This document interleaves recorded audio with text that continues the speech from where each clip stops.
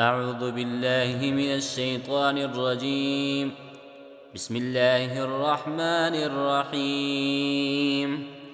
تلك الرسل فضلنا بعضهم على بعض، منهم من كلم الله ورفع بعضهم درجات، وآتينا عيسى ابن مريم البينات وأيدناه بروح القدس. ولو شاء الله ما اقتتل الذين من بعدهم من بعد ما جاءتهم البينات ولكن اختلفوا فمنهم من آمن ومنهم من كفر. ولو شاء الله ما اقتتلوا ولكن الله يفعل ما يريد.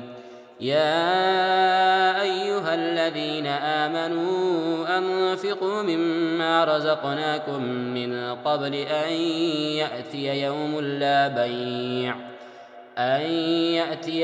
لا بيع فيه ولا خلة ولا شفاعة، والكافرون هم الظالمون.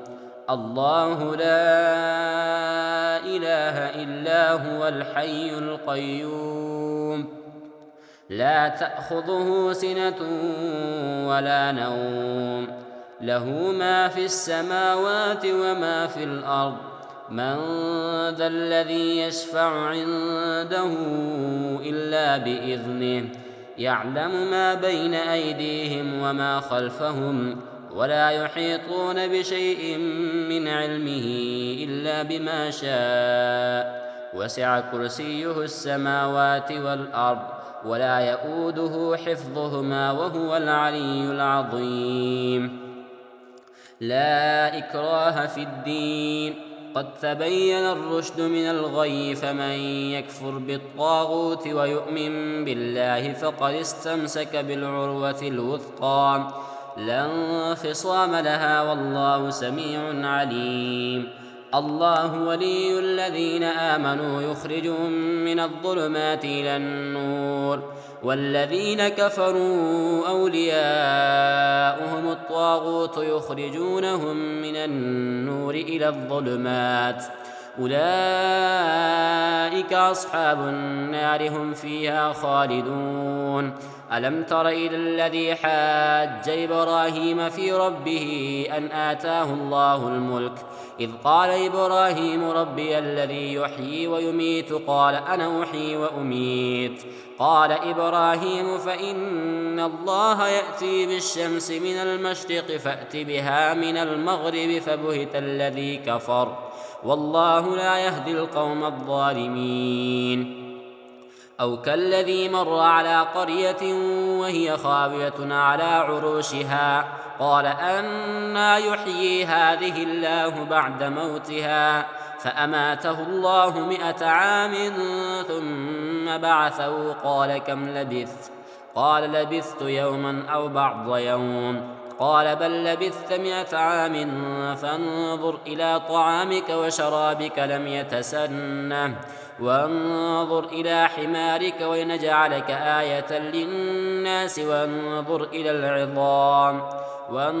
إلى العظام كيف ننشزها ثم نكسوها لحما، فلما تبين له قال أعلم أن الله على كل شيء قدير. وإذ قال إبراهيم رب أرني كيف تحيي الموتى، قال أولم تؤمن؟ قال بلى ولكن ليطمئن قلبي. قال فخذ 4 من الطير فسرهن إليك، ثم اجعل على كل جبل منهن جزءا، ثم ادعهن يأتينك سعيا، واعلم أن الله عزيز حكيم. مثل الذين ينفقون أموالهم في سبيل الله كمثل حبة أنبتت 7 سنابل في كل سنبلة 100 حبة، والله يضاعف لمن يشاء، والله واسع عليم. الذين ينفقون أموالهم في سبيل الله ثم لا يتبعون ما أنفقوا منا ولا أذى، لهم أجرهم عند ربهم ولا خوف عليهم ولا هم يحزنون. قول معروف ومغفرة خير من صدقة يتبعها أذى، والله غني حليم.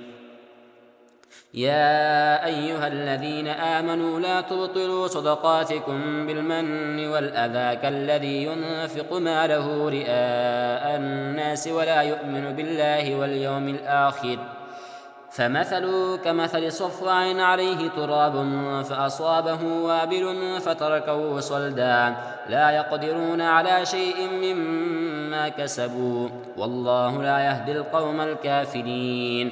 ومثل الذين ينفقون أموالهم ابتغاء مرضات الله وتثبيتا من أنفسهم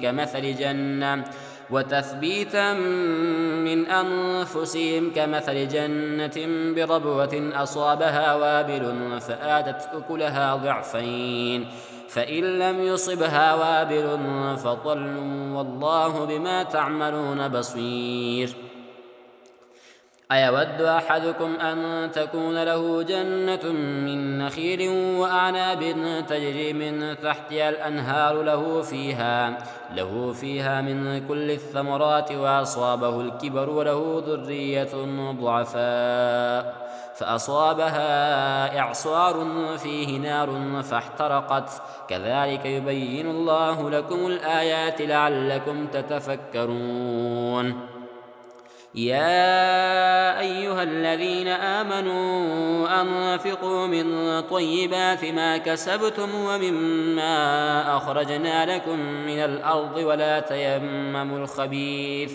ولا تيمموا الخبيث منه تنفقون ولستم بآخذيه إلا أن تغمضوا فيه، واعلموا أن الله غني حميد.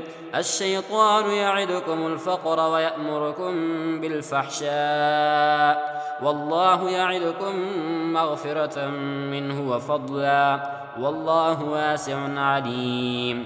يؤتي الحكمة من يشاء، ومن يؤت الحكمة فقد أوتي خيرا كثيرا، وما يذكر إلا أولو الألباب. وما أنفقتم من نفقة أو نذرتم من نذر فإن الله يعلمه، وما للظالمين من أنصار. إن تبدوا الصدقات فنعما هي، وإن تخفوها وتؤتوها الفقراء فهو خير لكم، ويكفر عنكم من سيئاتكم، والله بما تعملون خبير. ليس عليك هداهم ولكن الله يهدي من يشاء، وما تنفقوا من خير فلأنفسكم، وما تنفقون إلا ابتغاء وجه الله، وما تنفقوا من خير يوفى إليكم وأنتم لا تظلمون. للفقراء الذين أحصروا في سبيل الله لا يستطيعون ضربا في الأرض يحسبهم الجاهل أغنياء من التعفف، تعرفهم بسيماهم لا يسألون الناس إلحافا، وما تنفقوا من خير فإن الله به عليم. الذين ينفقون أموالهم بالليل والنهار سرا وعلانية فلهم أجرهم عند ربهم ولا خوف عليهم ولا هم يحزنون. الذين يأكلون الربا لا يقومون إلا كما يقوم الذي يتخبطه الشيطان من المس، ذلك بأنهم قالوا إنما البيع مثل الربا، وأحل الله البيع وحرم الربا. فمن جاءه موعظة من ربه فانتهى فله ما سلف وأمره إلى الله، ومن عاد فأولئك أصحاب النار هم فيها خالدون. يمحق الله الربا ويربي الصدقات، والله لا يحب كل كفار أثيم. إن الذين آمنوا وعملوا الصالحات وأقاموا الصلاة وآتوا الزكاة لهم أجرهم عند ربهم ولا خوف عليهم ولا هم يحزنون. يا أيها الذين آمنوا اتقوا الله وذروا ما بقي من الربا إن كنتم مؤمنين فإن لم تفعلوا فأذنوا بحرب من الله ورسوله وإن تبتم فلكم رؤوس أموالكم لا تظلمون ولا تظلمون وإن كان ذو عسرة فنظرة إلى ميسرة وأن تصدقوا خير لكم إن كنتم تعلمون واتقوا يوما ترجعون فيه إلى الله ثم توفى كل نفس ما كسبت وهم لا يظلمون يا أيها الذين آمنوا إذا تداينتم بدين إلى أجل مسمى فاكتبوه وليكتب بينكم كاتب بالعدل ولا يأب كاتب أن يكتب كما علمه الله فليكتب وليملل الذي عليه الحق وليتق الله ربه ولا يبخس منه شيئا فإن كان الذي عليه الحق سفيها أو ضعيفا أو لا يستطيع أن يمل هو فليملل وليه بالعدل واستشهدوا شهيدين من رجالكم فإن لم يكونا رجلين فرجل وامرأتان ممن ترضون من الشهداء أن تضل إحداهما فتذكر إحداهما الأخرى ولا يأبى الشهداء إذا ما دعوا ولا تسأموا أن تكتبوه صغيرا أو كبيرا إلى أجله ذلكم أقسط عند الله وأقوم للشهادة وأدنى ألا ترتابوا إلا أن تكون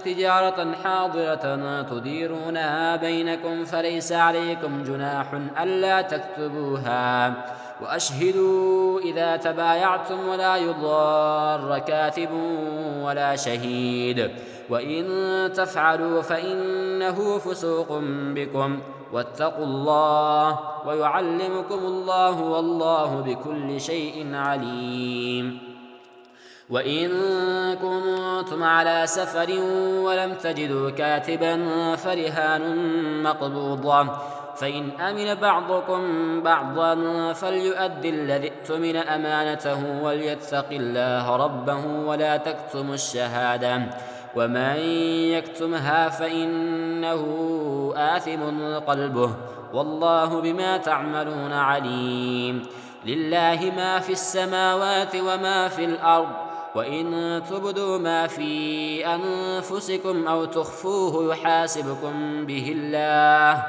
فيغفر لمن يشاء ويعذب من يشاء والله على كل شيء قدير آمن الرسول بما أنزل إليه من ربه والمؤمنون كل آمن بالله وملائكته وكتبه ورسله لا نفرق بين أحد من رسله وقالوا سمعنا وأطعنا غفرانك ربنا وإليك المصير لا يكلف الله نفسا إلا وسعها لها ما كسبت وعليها ما اكتسبت ربنا لا تؤاخذنا إن نسينا أو أخطأنا ربنا ولا تحمل علينا إصرا كما حملته على الذين من قبلنا ربنا ولا تحملنا ما لا طاقة لنا به واعف عنا واغفر لنا وارحمنا أنت مولانا فانصرنا على القوم الكافرين بسم الله الرحمن الرحيم ألف لام ميم الله لا إله إلا هو الحي القيوم نزل عليك الكتاب بالحق مصدقا لما بين يديه وأنزل التوراة والإنجيل من قبل هدى للناس وأنزل الفرقان إن الذين كفروا بآيات الله لهم عذاب شديد والله عزيز ذو انتقام. إن الله لا يخفى عليه شيء في الأرض ولا في السماء.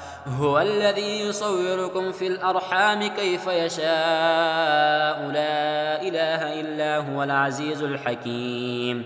هو الذي أنزل عليك الكتاب منه آيات محكمات هن أم الكتاب وأخر متشابهات فأما الذين في قلوبهم زيغ فيتبعون ما تشابه منه ابتغاء الفتنة وابتغاء تأويله وما يعلم تأويله إلا الله. والراسخون في العلم يقولون آمنا به كل من عند ربنا وما يذكر إلا أولو الألباب. ربنا لا تزغ قلوبنا بعد إذ هديتنا وهب لنا من لدنك رحمة إنك أنت الوهاب. ربنا إنك جامع الناس ليوم لا ريب فيه إن الله لا يخلف الميعاد. إن الذين كفروا لن تغني عنهم أموالهم ولا أولادهم من الله شيئا وأولئك هم وقود النار. كدأب آل فرعون والذين من قبلهم كذبوا بآياتنا فأخذهم الله بذنوبهم والله شديد العقاب. قل للذين كفروا ستغلبون وتحشرون إلى جهنم وبئس المهاد.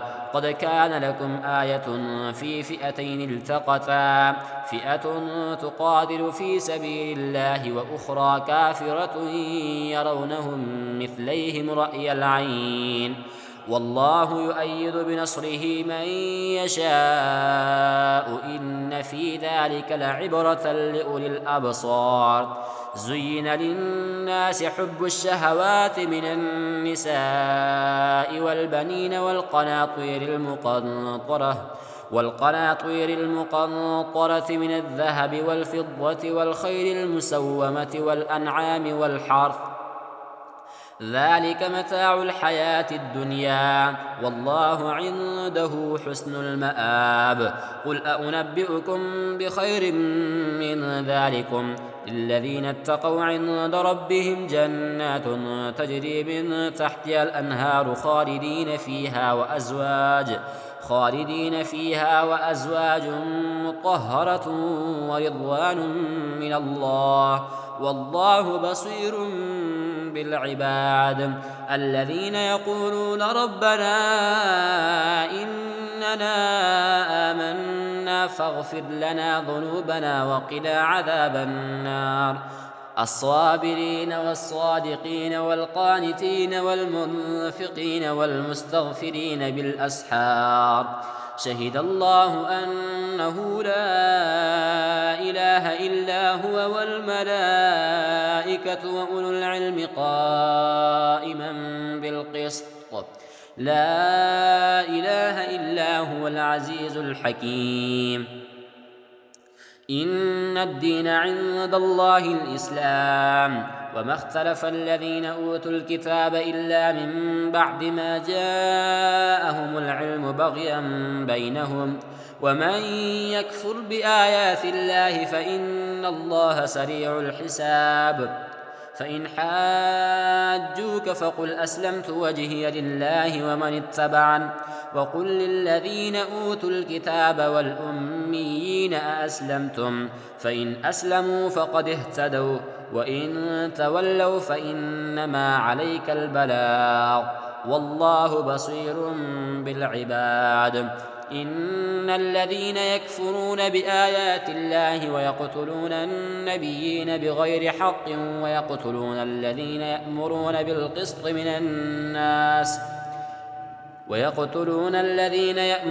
بالقسط من الناس فبشرهم بعذاب أليم. أولئك الذين حبطت أعمالهم في الدنيا والآخرة وما لهم من ناصرين. ألم تر إلى الذين أوتوا نصيبا من الكتاب يدعون إلى كتاب الله ليحكم بينهم ثم يتولى فريق منهم وهم معرضون.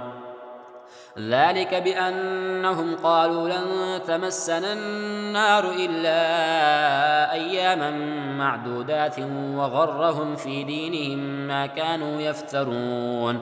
فكيف إذا جمعناهم ليوم لا ريب فيه ووفيت كل نفس ما كسبت وهم لا يظلمون. قل اللهم مالك الملك تؤتي الملك من تشاء وتنزع الملك ممن تشاء وتعز من تشاء وتذل من تشاء بيدك الخير إنك على كل شيء قدير. تولج الليل في النهار وتولج النهار في الليل وتخرج الحي من الميت وتخرج الميت من الحي وترزق من تشاء بغير حساب. لا يتخذ المؤمنون الكافرين أولياء من دون المؤمنين ومن يفعل ذلك فليس من الله في شيء إلا أن تتقوا منهم تقاه ويحذركم الله نفسه وإلى الله المصير. قل إن تخفوا ما في صدوركم أو تبدوه يعلمه الله ويعلم ما في السماوات وما في الأرض والله على كل شيء قدير. يوم تجد كل نفس ما عملت من خير محضرا وما عملت من سوء تود لو أن بينها وبينه أمدا بعيدا ويحذركم الله نفسه والله رءوف بالعباد.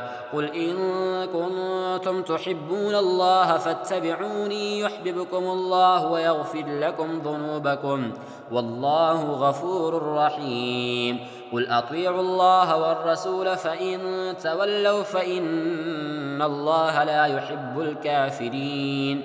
إن الله اصطفى آدم ونوحا وآل إبراهيم وآل عمران على العالمين ذرية بعضها من بعض والله سميع عليم. إذ قالت امرأة عمران رب إني نذرت لك ما في بطني محررا فتقبل مني إنك أنت السميع العليم. فلما وضعتها قالت رب إني وضعتها أنثى والله أعلم بما وضعت وليس الذكر كالأنثى وإني سميتها مريم وإني أعيذها بك وذريتها من الشيطان الرجيم. فتقبلها ربها بقبول حسن وأنبتها نباتا حسنا وكفلها زكريا. كلما دخل عليها زكريا المحراب وجد عندها رزقا قال يا مريم أنى لك هذا قالت هو من عند الله إن الله يرزق من يشاء بغير حساب. هنالك دعا زكريا ربه قال رب هب لي من لدنك ذرية طيبة إنك سميع الدعاء. فنادته الملائكة وهو قائم يصلي في المحراب أن الله يبشرك بيحيى مصدقا بكلمة من الله وسيدا وحصورا ونبيا من الصالحين. قال رب أنى يكون لي غلام وقد بلغني الكبر وامرأتي عاقر قال كذلك الله يفعل ما يشاء. قال رب اجعل لي آية قال آيتك ألا تكلم الناس 3 أيام إلا رمزا واذكر ربك كثيرا وسبح بالعشي والإبكار. وإذ قالت الملائكة يا مريم إن الله اصطفاك وطهرك واصطفاك على نساء العالمين يا مريم اقنتي لربك واسجدي واركعي مع الراكعين ذلك من أنباء الغيب نوحيه إليك وما كنت لديهم إذ يلقون أقلامهم أيهم يكفل مريم وما كنت لديهم إذ يختصمون إذ قالت الملائكة يا مريم إن الله يبشرك بكلمة منه اسمه المسيح عيسى ابن مريم وجيها في الدنيا والآخرة ومن المقربين ويكلم الناس في المهد وكهلا ومن الصالحين قالت رب أنى يكون لي ولد ولم يمسسني بشر قال كذلك الله يخلق ما يشاء إذا قضى أمرا فإنما يقول له كن فيكون ويعلمه الكتاب والحكمة والتوراة والإنجيل ورسولا إلى بني إسرائيل أني قد جئتكم بآية من ربكم أني أخلق لكم من الطين كهيئة الطير فأنفخ فيه فيكون طيرا بإذن الله وأبرئ الأكمه والأبرص وأحيي الموتى بإذن الله وأنبئكم بما تأكلون وما تدخرون في بيوتكم إن في ذلك لآية لكم إن كنتم مؤمنين ومصدقا لما بين يدي من التوراة وليحل لكم بعض الذي حرم عليكم وجئتكم بآية من ربكم فاتقوا الله وأطيعون إن الله ربي وربكم فاعبدوه هذا صراط مستقيم فلما أحس عيسى منهم الكفر قال من أنصاري إلى الله قال الحواريون نحن أنصار الله آمنا بالله واشهد بأننا مسلمون ربنا آمنا بما أنزلت واتبعنا الرسول فاكتبنا مع الشاهدين ومكروا ومكر الله والله خير الماكرين إذ قال الله يا عيسى إني متوفيك ورافعك إلي ومطهرك من الذين كفروا وجاعل الذين اتبعوك فوق الذين كفروا إلى يوم القيامة ثم إلي مرجعكم فأحكم بينكم فيما كنتم فيه تختلفون فأما الذين كفروا فأعذبهم عذابا شديدا في الدنيا والآخرة وما لهم من ناصرين وأما الذين آمنوا وعملوا الصالحات فيوفيهم أجورهم والله لا يحب الظالمين ذلك نتلوه عليك من الآيات والذكر الحكيم إن مثل عيسى عند الله كمثل آدم خلقه من تراب ثم قال له كن فيكون الحق من ربك فلا تكن من الممترين فمن حاجك فيه من بعد ما جاءك من العلم فقل تعالوا ندع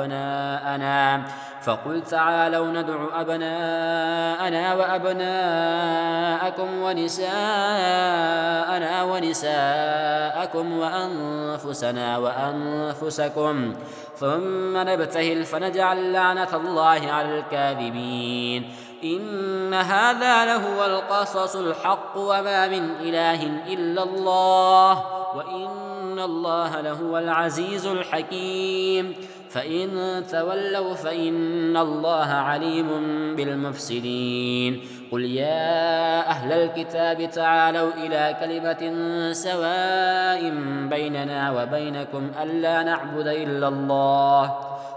نعبد إلا الله ولا نشرك به شيئا ولا يتخذ بعضنا بعضا أربابا من دون الله فإن تولوا فقولوا اشهدوا بأننا مسلمون يا أهل الكتاب لم تحاجون في إبراهيم وما أنزلت التوراة والإنجيل وما أنزلت التوراة والإنجيل إلا من بعده أفلا تعقلون ها أنتم هؤلاء حاججتم فيما لكم به علم فلم تحاجون فيما ليس لكم به علم والله يعلم وأنتم لا تعلمون ما كان إبراهيم يهوديا ولا نصرانيا ولكن كان حنيفا مسلما وما كان من المشركين إن أولى الناس بإبراهيم للذين اتبعوه وهذا النبي والذين آمنوا والله ولي المؤمنين ودت طائفة من أهل الكتاب لو يضلونكم وما يضلون إلا أنفسهم وما يشعرون يا أهل الكتاب لم تكفرون بآيات الله وأنتم تشهدون يا أهل الكتاب لم تلبسون الحق بالباطل وتكتمون الحق وأنتم تعلمون وقالت طائفة من أهل الكتاب آمنوا بالذي أنزل على الذين آمنوا وجه النهار واكفروا آخره لعلهم يرجعون ولا تؤمنوا إلا لمن تبع دينكم قل إن الهدى هدى الله أن يؤتى أحد مثل ما أوتيتم أو يحاجوكم عند ربكم قل إن الفضل بيد الله يؤتيه من يشاء والله واسع عليم يختص برحمته من يشاء والله ذو الفضل العظيم ومن أهل الكتاب من إن تأمنه بقنطار يؤديه إليك ومنهم من إن تأمنه بدينار لا يؤديه إليك إلا ما دمت عليه قائما ذلك بأنهم قالوا ليس علينا في الأميين سبيل ويقولون على الله الكذب وهم يعلمون بلى من أوفى بعهده واتقى فإن الله يحب المتقين إن الذين يشترون بعهد الله وأيمانهم ثمنا قليلا أولئك لا خلاق لهم في الآخرة ولا يكلمهم الله ولا ينظر إليهم يوم القيامة ولا يزكيهم ولهم عذاب أليم وإن منهم لفريقا يلون ألسنتهم بالكتاب لتحسبوه من الكتاب وما هو من الكتاب ويقولون هو من عند الله وما هو من عند الله ويقولون على الله الكذب وهم يعلمون ما كان لبشر أن يؤتيه الله الكتاب والحكم والنبوة ثم يقول للناس كونوا عبادا لمن دون الله ولكن كونوا ربانيين بما كنتم تعلمون الكتاب وبما كنتم تدرسون ولا يأمركم أن تتخذوا الملائكة والنبيين أربابا أيأمركم بالكفر بعد إذ أنتم مسلمون وإذ أخذ الله ميثاق النبيين لما آتيتكم من كتاب وحكمة ثم جاءكم رسول مصدق لما معكم لتؤمنن به ولتنصرنه قال أأقررتم وأخذتم على ذلكم إصري قالوا أقررنا قال فاشهدوا وأنا معكم من الشاهدين فمن تولى بعد ذلك فأولئك هم الفاسقون أفغير دين الله يبغون وله أسلم من في السماوات والأرض طوعا وكرها وإليه يرجعون قل آمنا بالله وما أنزل علينا وما أنزل على إبراهيم وإسماعيل وإسحاق ويعقوب والأسباط وما أوتي موسى وعيسى والنبيون من ربهم لا نفرق بين أحد منهم ونحن له مسلمون ومن يبتغ غير الإسلام دينا فلن يقبل منه وهو في الآخرة من الخاسرين. كيف يهدي الله قوما كفروا بعد إيمانهم وشهدوا أن الرسول حق وجاءهم البينات والله لا يهدي القوم الظالمين. أولئك جزاؤهم أن عليهم لعنة الله والملائكة والناس أجمعين خالدين فيها لا يخفف عنهم العذاب ولا هم ينظرون إلا الذين تابوا من بعد ذلك وأصلحوا فإن الله غفور رحيم. إن الذين كفروا بعد إيمانهم ثم ازدادوا كفرا لن تقبل توبتهم وأولئك هم الضالون. إن الذين كفروا وماتوا وهم كفار فلن يقبل من أحدهم ملء الأرض ذهبا ولا يفتدى به أولئك لهم عذاب أليم وما لهم من ناصرين.